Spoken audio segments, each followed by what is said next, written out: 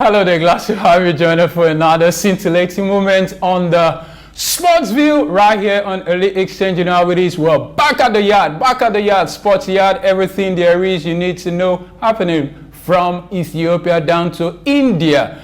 I am Juvi, Ufiene, and it gives me such an enormous pleasure to let you know that Charlie, what's up, man? Yeah, it gives me such an incalculable pleasure, just like Juvi would say, to be here, to be in your presence, and to get this skin. All right, man. You know how it is. Charlie is trying to be me. But I guess it's more of the excitement right now, news from everywhere. So AFCON is around the corner. We are tired of EPL. We want to talk about our own, what's been going down, who is making what, and how much will the eventual winner, Super Eagles, will be coming to the country. Did you say Super Eagles? Yes, eventual winner. Okay. You're prophesying. I like that. Well, yeah, the prophetic in me is happening right now. So we do hope the Eagles come out well, just like every other team. But so to start up today, how much do you, in your estimation, how much do you think Cote d'Ivoire has put into organizing things? Well, the official amount is over $1 billion. Over $1 billion in road constructions, over $1 billion in infrastructures, hospitals, eateries, hotels, recreational centers, and the stadiums where these matches will take place. Yeah, we've got like six stadiums, 5 cities, yes, and cities. Tickets are already sold out in some matches. It's incredible to show you how much business is in football. I mean, football alone, we're not talking about other sports. How much business is present in football? How much money is there to be made in football? And how much investment it requires for you to, get money from football? Because you have to once again think about the welfare of those players. You have to think about the welfare of those that will travel all the way from their country to support these players, support their team. Yeah. So, and you also have to think about, the road networks. If the road and infrastructures are not working, you will not have a smooth sailing, so to speak. Yeah, even tourism would. I mean, people from it doesn't just limit to just African. Those coming from African states. Even those coming from Europe too would like to come and watch their players. Scouts will come and look for young talents for their club. So yeah, it takes more than just a few dollars. It takes over $1 billion. It's a whole lot. According to Idris Diallo, president of the Ivorian Football Federation, he said the estimation was over $1 billion, over $1 billion. Cote d'Ivoire. Do you see Nigeria organizing something like this? Well, I think we should put, if it will bring about development, if it will bring about infrastructural change. Look at our team. We are asking them to come to camp, and we are taking our camp all the way to Abu Dhabi, whereas Ghana is camping in Kumasi. Ghana had to leave Joburg and come back home. Yeah, because you are going to play in Africa, not Abu Dhabi. The infrastructure there is different. The grass there is different. The climate there is different. Your players, I hate to say this, but your players are not Nigerians. It doesn't matter. They should come and see what we are going to put them in a place where their system would. They are living Europe, and so they will have to stay somewhere close. But when they start in the heat of the moment, Cote d'Ivoire, Ivory Coast, and when the heat comes, I hope your players will not be breaking down. That's what I'm saying. They should come and test the weather. They should come and know what they are going to encounter when AFCON starts, so that when you are playing and the heat is and the sun is up there and they are complaining, they are sweating, they can't carry on. Let them come and experience these things firsthand. And why are you camping them in Abu Dhabi? I don't see the money you spend in camping them in Abu Dhabi. Use it to make these infrastructures better for them to train here. Look at the pitch at Abuja. No. Imagine if they were around Lagos, Abuja, say Port Harcourt. People will pay to just come to training session. Yeah. And our own local media will be able to cover this event and have one-on-one interaction with these players. Promote the media. Look at it from the press angle. Help our press, like Punch, all these. We too will be there to check out these guys, have one-on-one discussions, exclusives with them, and just help push our markets out there as well. It helps generally and overall in the long run. NFF, we hope you guys are listening, because I don't see the sense in it taking Africans to the Middle East. For a competition that is going to West Africa. West Africa. Nigeria is also West The Africa. heat right now in Nigeria tells you what to expect in Cote d'Ivoire. And you are making an argument for them, saying they are Europe-based players. Those guys are not Nigerians, and that's one of the problems, man. We're not Nigerians. Speaking of Nigeria, rumor has it that 2 of our own guys probably are on injury.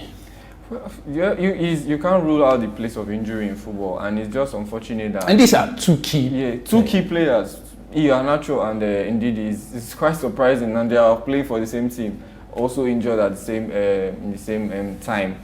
Our hearts are with them actually, and we hope that their replacements will be able to step into the boots. Are you sure do we have a replacement? No, we definitely have to get replacement for them. From where? I don't know, but they definitely replacements from where, because it's still rumored. It's not like no, they're actually injured. Is it that grief? Yeah, there are serious injuries. I mean, you can't take Iheanacho and Ndidi off this team. But you can also bank on the fact that they will get match fit to play intensive games in just a short period of time. So what does that spell to our... That's what I'm saying. Here we are going to scrutinize his professionalism. We are going to scrutinize how good he is. Who's professionalism? The head coach, of course, Jose Peseiro. Yeah, we are going to know the extent of his professionalism in general, and let's know how competent he is to handle these boys, and how well he knows the players that he's calling up. How well he knows the players? Well, probably just like every one of us. Maybe he watches the what is it called now? The matches in Premiership and all that. Because these guys are not here. How long did they stay in camp? How long would they stay? How would they be able to gel? If these guys were local-based, some. We're not saying everybody should be in Nigeria, but if a great number of them were in Africa, somewhere in Egypt and all that, we could tell what they we see their progress over there in Europe. It's not like we don't see. It doesn't translate most times into this AFCON. Well, you can also question their hunger and desire to play for the national team, which we see. But I don't see the difference, because experience will also play its part, because those guys have played in big leagues, played in big clubs where the demand is high. So the demand will also be equivalent when it comes to this African Cup of Nations games. So yeah, I don't see these home-based players being able to step up to that. I know a few can, but I don't. In the long run, when the heat of the competition comes, when the pressure starts to mount and the pressure starts to build, both from the coach, from the fans, from the press, and from within yourself, to perform week in and week out in with top weather conditions. Well, that is still debatable, because Julius Agawa wasn't playing exceptionally in a very big club while he was doing it in AFCON for us the last time he was here. Speaking of injury again, Ghana has got some few names. Wow. Your own friends. Partey. Thomas Partey. I mean, this is the longest injury spell that he has ever encountered, or in his full career. Hamstring injury. Those are the worst. Just goes behind your Achilles and right. It's very, very, very tremendous. But we see that Ghana has players around Europe that can easily fit into Partey's role. But notwithstanding, we can't rule out the importance of Partey in that squad. And the others that have opted out based on of their own self-evaluation. Baba Rahman was complaining that he just coming out of injury, so he needs time to recuperate and give himself time to get into match fitness and not disappoint his country, which is considerable when you think about it. Well, if you have been called up to do something, your coach has seen what you're capable of doing, so he feels that you can do it. So why opt out? No, it goes to show. I told you the other day we were just bantering, and I said, who pays the piper? Because he's looking at eventually, when you're done with AFCON, let's say 2 months or a month and few, where you get your real money. And what really matters, if you don't go back fit, you probably won't be getting a start. And if you're not getting it, what's the future? Because AFCON is 4 years, and then you come back again and you're doing what? And so, if what does this spell for African leagues? Majority of our players, especially in West Africa, are coming in from around the globe, not really plying their trade in our local leagues. Well, I think it's the quality of football that we have in our local leagues. You can't compare you can't compare the infrastructure. You can't compare the style of play, the technicalities, what's the word now?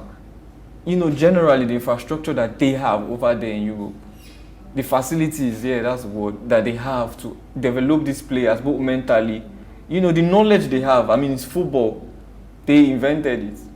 So it's their sport. They know how it is run. And it evolves. And technology every day evolves, changes. And this technology they bring into football. And you see it in their own climb, and it's there. So they know how it is handled. We cannot compare with our own African football that we struggle to even play. Sometimes you get most cancelled matches in a game week. But regardless, we're not trying to play down our own African football. But you cannot compare the two, Europe and Africa. You can't compare. We still have catching up to do.